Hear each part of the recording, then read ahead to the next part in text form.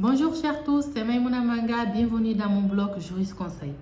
Aujourd'hui dans cette vidéo, nous allons vous parler du contrat à durée déterminée et de son non-renouvellement.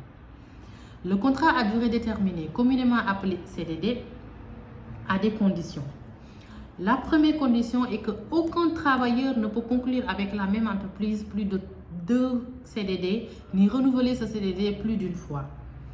La deuxième condition est que le CDD doit être constaté par écrit. À défaut d'écrit, il est considéré comme être un CDI, contrat à durée indéterminée. La troisième condition est que le contrat à durée déterminée ne peut excéder 2 ans, de renouvellement compris. Si vous signez un contrat à durée déterminée, vous voulez le renouveler, les 2 ans font partie de ce renouvellement. Donc c'est 2 ans, point barre, pas plus d'une fois. Si vous signez un contrat à durée déterminée avec une entreprise 2 ans, cette entreprise ne peut plus renouveler ce contrat. Soit il passe à un CDI, soit il vous notifie la fin du contrat. La quatrième condition est que si vous signez un contrat à durée déterminée de plus de 3 mois, votre employeur a l'obligation de déposer ce contrat au niveau de l'inspection du travail pour déclaration. La cinquième condition est qu'on ne peut pas mettre fin à un contrat à durée déterminée. Sinon, il y a 3 cas que la loi autorise qu'on peut mettre fin à un contrat à durée déterminée.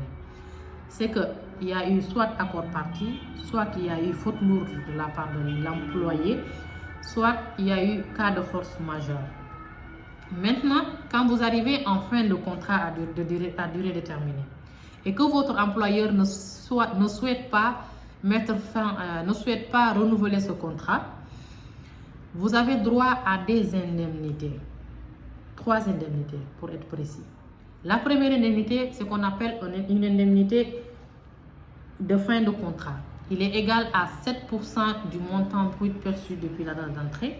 Par contre, cette indemnité de fin de contrat, vous n'y avez pas droit lorsque vous refusez de signer un CDI au niveau de la même entreprise pour occuper le même poste ou pour occuper un poste similaire avec un salaire un peu similaire. Vous n'avez pas non plus droit à ce CDI si la rupture du CDD est anticipée par vous avant la fin, en cas de faute lourde aussi, et que l'employeur soit dans l'obligation de vous licencier, vous n'avez pas droit à ces 7%.